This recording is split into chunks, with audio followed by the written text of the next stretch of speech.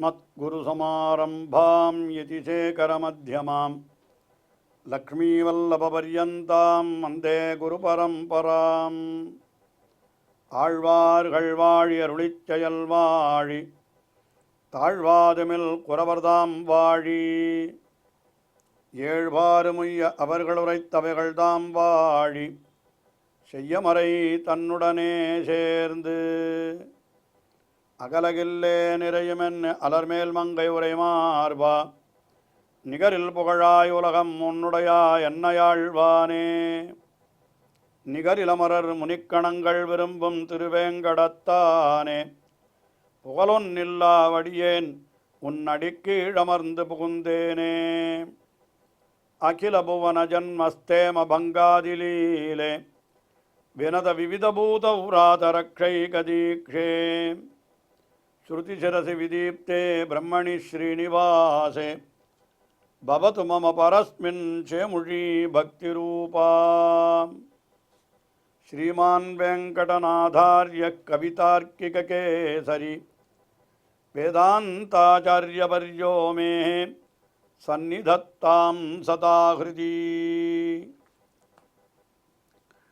திருவகீந்திரபுரத்திலே எழுந்தருளியுள்ள எம்பெருமான் தேவநாதன் தேவநாயகன் என்றும் தெய்வநாயகன் என்றும் அச்சுதன் என்றும் தாசசத்தியன் என்றும் பல பல திருநாமங்களாலே வழங்கப் பெறுகின்றான்.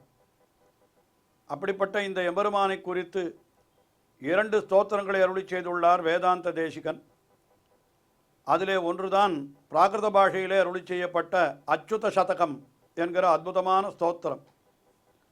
இந்த ஸ்தோத்திரத்திலே முதலிலே பல ஸ்லோகங்களாலே எம்பெருமானுடைய திருமேனி அழகையெல்லாம் வர்ணித்தவர், அதாவது அவனுடைய பெருமையெல்லாம் சொன்னவர். 34வது ஸ்லோகம் தொடங்கி அவனுடைய திருமேனி அழகை வர்ணிக்கிறார். ஒவ்வொரு ஸ்லோகத்திலே ஓரொரு அவயவம் என்கிற கணக்கிலே அந்த திருமேனி அழகையெல்லாம் வர்ணித்து கொண்டு வருகிறார். அதிலே இப்பொழுது 40வது ஸ்லோகத்திலே அந்த எம்பெருமானுடைய திருத்துடைகளை வர்ணிக்கிறார். இந்த துடைகள் எவ்வளவு அழகாக இருக்கின்றன. அந்த திருத்துடைகள் என்னால் அந்த எம்பெருமான் இடையிலே அணிந்திருக்கக்கூடிய மேகலை என்கிற ஆபரணம், அதுதான் இந்த 40வது ஸ்லோகத்திலே அனுபவிக்கப்படுகிறது.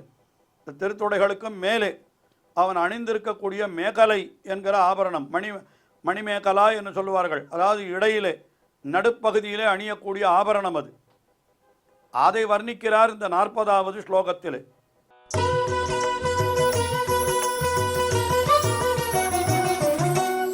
திருடபீடித மதுகைட பசோணித படல பரிபாட்டலாம்பர கட்டிதா ராஜத்யச்சுத முகரா ரதிநாத கஜேந்திர ஸ்ருங்கலா தவ ரச்சனா. இந்த ஸ்லோகங்களே மிக அந்த சொல்லுகிற பொழுதே அந்த பிராசங்கள் மிக அழகாக இருக்கின்றன. திருடபீடித மதுகைடப சோணித பட்டல பரிபாட்டலாம்பர கட்டிதா என்று ஒரே சொல்லாக அதை நாம் கொள்ள வேண்டும். அதாவது எம்பெருமான் மதுகைட்டபர்கள் என்கிற அசுரர்களை வதம் பண்ணினானாம். அது புராணங்களிலே சொல்லுகிற பொழுது அவர்கள் எம்பெருமானுடைய துடைகளை பிளந்து விட வேண்டும் என்று வந்தார்கள்.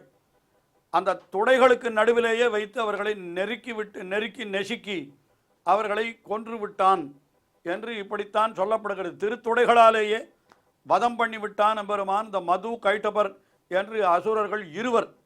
அந்த இருவரையும் அப்படி வதம் பண்ணி விட்டான். அப்படி அவன் நசுக்கின பொழுது அந்த இரத்தப்பெருக்கு, அவர்களுடைய இரத்தப்பெருக்கு ஏற்பட்டதோ இல்லையோ, அந்த இரத்தப்பெருக்கு என்ன பண்ணித்துன்னா அவன் அணிந்திருக்கிற வஸ்திரத்திலேயும் பரவி விட்டது. இல்லை, தொடையாலே நசுக்கினால் ஏற்படுகிற இரத்தப்பெருக்கு அந்த இடத்துல இருக்கக்கூடிய துணி அதிலேயும் வஸ்திரத்திலேயும் படுமல்லவா, அது பீதாம்பரத்தின் மேலேயும் அது பட்டு விட்டது. அப்படி பட்டபடியினாலே அந்த பீதாம்பரம் சிவந்ததாக ஆகிவிட்டது. அவந்த சிவந்த அந்த வஸ்திரத்தின் மேலே, பீதாம்பரத்தின் மேலே இந்த மேகலை என்கிற ஆபரணம் அணியப்பட்டிருக்கிறது. அதைத்தான் இந்த ஸ்லோகத்திலே சொல்லுகிறார். திருடபீடித மதுகைடப, நன்றாக நெருக்கப்பட்ட மதுகைட்டபர்கள். அந்த மதுகைட்டப சோணித, அந்த மதுகைட்டபர்களுடைய இரத்தத்தாலே சிவந்திருக்கக்கூடிய பட்டல பரிபாட்டல அம்பர கட்டிதா, அது அப்படிப்பட்ட அதனால் சிவந்திருக்கக்கூடிய அம்பரம் வஸ்திரம், அந்த வஸ்திரத்தினாலே வஸ்திரத்துக்கு மேலே அணியப்பெற்றது, அது பீதாம்பரத்தின் மேலே அணியப்பெற்றது தான் இந்த மேகலை என்கிற ஆபரணம். அது ராஜதி அச்சுத முகராக, ராஜதி என்னாலுன்னா நன்றாக அது பிரகாசிக்கிறது. எதுன்னு கேட்டால் தவ ரச்சனா, ஸ்லோகத்தினுடைய கடைசி பதம் தவ ரச்சனா முகரா தவ ரச்சனா, ஒலிக்கின்ற, அதாவது மேகலையில் சில மணிகளெல்லாம் கட்டப்பட்டிருக்கும், சதங்கை போலே இருக்கும் அந்த மேகலை. அதனால் என்ன ஆகிறது, அது எம்பெருமான் அப்படி நடந்து செல்லுகிற பொழுது, அசைகிற பொழுது அந்த மேகலையிலேருந்து ஒலி ஏற்படுகிறது. ஆஹா, தவற முகரா தவ ரச்சனா, ஒலிக்கின்ற மேகலை, அது அங்கே இடையிலே அணியப்பட்டிருக்கிறது வஸ்திரத்தின் மேலே.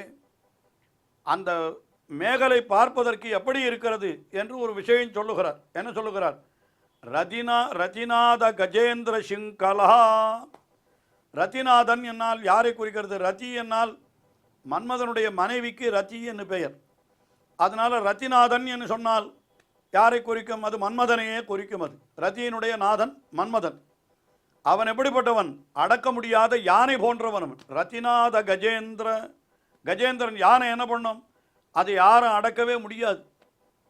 அதை தன் இஷ்டத்துக்கு தெரியும் அது யானை.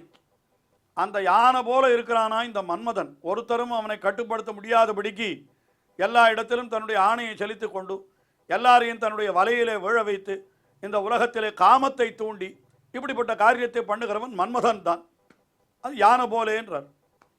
அப்படிப்பட்ட அந்த யானைக்கு சிருங்கலா, விலங்கு போட்டு விட்டால் என்ன ஆகிடும்? யானை அடங்கிவிடும், ஒரு காரியமும் பண்ண முடியாது யானையாலே. அந்த யானையை சங்கிலியாலே கட்டிவிட்டால் யானை தன் இஷ்டத்திற்கு காரியங்களை செய்ய முடியாது.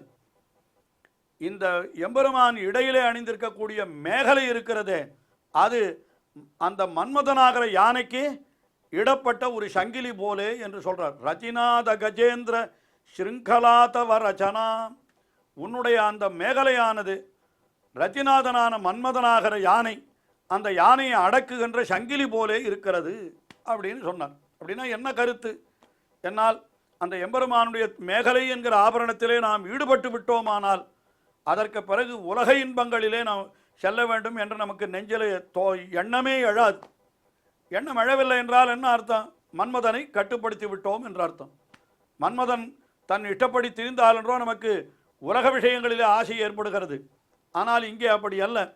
எப்படி அந்த எம்பெருமானுடைய திருமேனி, அந்த திருமேனியிலே திருத்துடை மேலே அணிந்திருக்கக்கூடிய வஸ்திரம், அந்த பீதாம்பரம், சிவந்திருக்கிற பீதாம்பரம், அந்த சிவந்திருக்கிற பீதாம்பரத்தின் மேலே அணிந்திருக்கக்கூடிய அந்த மேகலை என்கிற ஆபரணம், இப்படிப்பட்ட வடிவழகையெல்லாம் சேவித்தோமானால் இந்த உலகத்தில் இருக்கக்கூடிய அழியக்கூடிய அழகுகள் எதிலையுமே நம்முடைய நெஞ்சு செல்லவே செல்லாது. அதனால் இந்த மேகலை என்கிறது எப்படி இருக்கிறதுன்னு கேட்டால், மன்மதனை பிணைக்கும் சங்கிலி போலே இருக்கிறது, மன்மதனையும் அடக்கி விடுகிறது என்று இப்படி வேறு கருத்தாக நாம் கொள்ளும்படியாக அதை தெரிவித்தார் இந்த இடத்துல. அதாவது இந்த மேகலையை சேவித்து அனுபவிப்பவர்களுக்கு உலக சிற்றின்பங்களிலே நெஞ்சு செல்லவே செல்லாது, அதை அடக்கிவிடும் என்று அப்படி சொல்லியிருக்கிறபடினாலே இந்த அந்த திருமேனியினுடைய அந்த மேகலை அப்படிப்பட்ட அழகை உடையதாயிருக்கிறது என்று இந்த ஸ்லோகத்திலே தெரிவித்தார். அடுத்தபடியாக 41வது ஸ்லோகத்திலே தான் எம்பெருமானுடைய திருத்துடைகளை வர்ணிக்கிறார். இந்த துடை என்னால் அது எவ்வளவு அழகாக இருக்கிறது, அது எவ்வளவு பெருமையுடையதாயிருக்கிறது என்று இரண்டையும் காட்டுகிறார் இந்த 41வது ஸ்லோகத்திலே.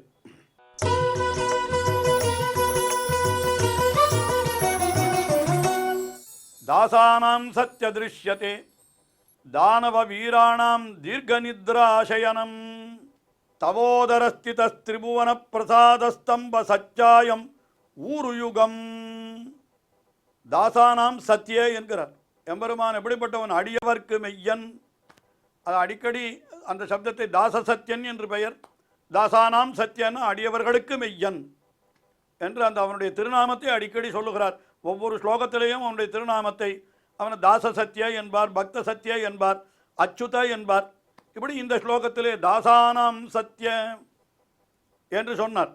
அதுக்கு மேலே திருஷ்யத்தே, காணப்படுகிறது. எது காண்கிறது என்னால் உன்னுடைய திருத்துடைகள், அந்த தொடைகள் எப்படிப்பட்டவை? அதுக்கு முதல்ல ஒரு பெருமை சொல்லுகிறார். தானவ வீராணாம் தீர்க்க நித்ரா ஆசயனம். தானவ வீரர்களை எல்லாம் தீர்க்க நித்திரை கொள்ளும்படியாக. தீர்க்க நித்திரை என்னால் என்ன? மரணம். அதாவது மரணத்திற்கு நாம் தீர்க்க நித்ரா என்னால் மரணம். தூக்கத்துக்கு சம்ஸ்கிருதத்தில் அர்த்த மரணம் என்றே ஒரு சொல் உண்டு. அர்த்த மரணம் என்னால் என்ன? தூக்கம்னு அர்த்தம். உண்மையிலே பார்த்தால் தூக்கம் என்கிறது பாதி சாவுக்கு பாதி மரணத்திற்கு சமானம். என்ன? மரணத்திலே விழுந்தால் எழுந்திருப்பதில்லை, இந்த தூக்கத்திலே விழுந்தால் எழுந்திருக்கிறோம், அவ்வளவுதான் வித்தியாசம். அது எல்லாரும் இன்னொரு விஷயம் பார்த்தீர்களானால், இந்த மரணத்தை தான் எல்லாரும் ஆசைப்படணும் உலகத்தில். ஏனென்றால் நம்முடைய துன்பங்கள் எல்லாம் ஒழிய வேணுமென்னால் அது மரணம்தான் துன்பத்தை ஒழிக்கிறது. அதனால் எல்லாரும் மரணம் எப்போ வரப்போகிறது என்று அதைத்தான் நாம் எதிர்பார்க்கணும். இப்படி நினைத்து பாருங்களேன், ஒவ்வொருவரும் எப்பொழுது நாம் இல்லத்திற்கு போகிறோம், சுகமாக தூங்க போகிறோம் என்று எல்லாரும் காத்து கொண்டிருப்பார்கள். உலகத்தில் அப்படித்தானே இயற்கை என்று பார்த்தால் தூங்குதல் என்கிறது அவனவன் விரும்புகிறான். ஏன்னா தூக்கம் என்னால் அது ஒரு சுகம். என்ன சுகம்? அந்த காலத்தில் உலக விஷயங்கள் அத்தனையும் மறந்து, நம்மை எதுவும் அண்டாமல், நம்மை மறந்து, நம்மையும் நாம் மறந்து, எதுவுமே தெரியாமல் இருக்கிற நிலைக்குத்தானே நல்ல உறக்கம் என்று பெயர். அப்படிப்பட்ட உறக்கம் வேண்டும் என்று தான் ஒவ்வொருத்தரும் ஆசைப்படுகிறான். அலுவலகத்தில் இருக்கிற பொழுது கூட எப்பொழுது இல்லத்திற்கு செல்வோம், எப்பொழுது நாம் நன்றாக உறங்குவோம் என்று தான் நினைக்கிறான். உறக்கத்தை எல்லாரும் ஆசைப்படுகிறார்கள். ஆனால் உறக்கத்திலிருந்து விழித்தால் மறுபடியும் இந்த உலக விஷயங்கள் எல்லாம் நம்மளிடத்தில் வந்து ஒட்டி கொள்ளுகின்றன. ஆனால் உறக்கத்திலிருந்து விழிக்காமல் அப்படியே இருந்து விட்டால் அதற்குத்தான் மரணம்னு பேர். அப்பொழுதும் நமக்கு இந்த உலக விஷயங்கள் எம்பெருமானை பற்றி விட்டால் அவன் பரமபதத்திலே எம்பெருமானுடைய திருவிடிகளை அடைந்து விடுகிறபடியினாலே அவனுக்கு இந்த உலக விஷயங்கள் எதுவும் ஒட்டாமலே போய்விடுகிறது. அதனால் இது அத்தனை கருத்தையும் வைத்துத்தான் திருவள்ளுவரும் கூட என்ன சொன்னார்? உறங்குவது போலும் சாக்காடு, உறங்கி விழிப்பது போலும் பிறப்பு என்று சொன்னார் அவர். உறங்குவது போலும் சாக்காடு என்று சொல்லிவிட்டார் அவர். அதுவும் கூட ஒரு அர்த்த மரணம்னு பேர். அதே போல மரணத்துக்கு தீர்க்க நித்ரான்னு. தீர்க்க நித்ரானால் தொடர்ச்சியான தூக்கம் அது என்று சொன்னார். அதைத்தான் இங்கே அது தானவ வீரானாம் தீர்க்க நித்ரா ஆசயனம். தானவ வீரர்கள் அவர்களுக்கெல்லாம் மரணத்தை ஏற்படுத்தி கொடுத்தது எது என்னால் எம்பெருமானுடைய தொடைதானா இல்லையா? எம்பெருமான் தன்னுடைய தொடைகளிலே வைத்து மது கழிட்டவர்களை கொன்றான், தன்னுடைய தொடையிலே வைத்து ஹிரண்யனை கொன்றான் என்று பார்த்தால் இப்படிப்பட்ட தானவ வீரர்களுக்கெல்லாம் தீர்க்க நித்திரை கொள்ளுவதற்கு ஒரு படுக்கை போல சயனம் போல இருப்பது எது என்னால் எம்பெருமானுடைய திருத்துடைகள் என்று முதல்ல அந்த விஷயத்தை சொன்னார். அதுக்கு மேலே இன்னொரு விஷயம் சொல்லுங்க. அந்த திருத்துடைகள் எப்படி இருக்கின்றன தெரியுமா என்று சொல்லுகிறார். தவோதரஸ்தித திரிபுவன பிரசாத ஸ்தம்ப சச்சாயமூரு யுகம். எம்பெருமான் கீழே ஒரு ஸ்லோகத்திலே அனுபவித்தோம் அல்லவா? எல்லாவற்றையும் விழுங்கின அண்டங்கள் அத்தனையும் தன்னுடைய வயிற்றிலே விழுங்கி அப்படி வைத்துக்கொண்டு விழுங்கி தன்னுடைய வயிற்றிலே வைத்து கொண்டிருந்தான்.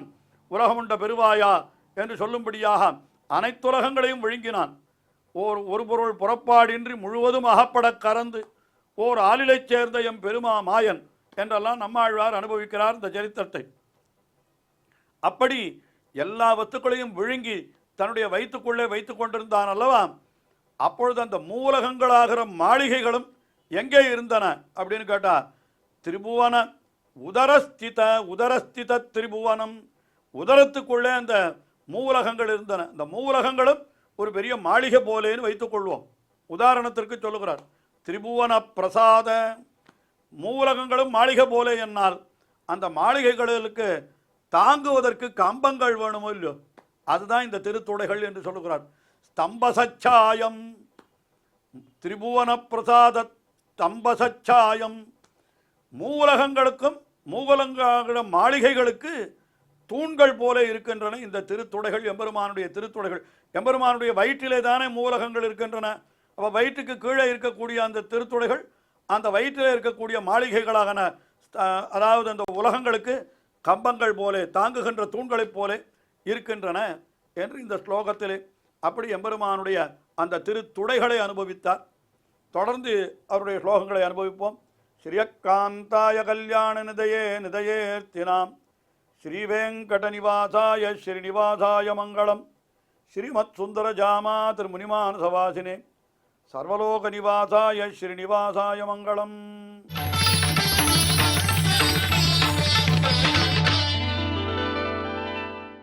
ஓ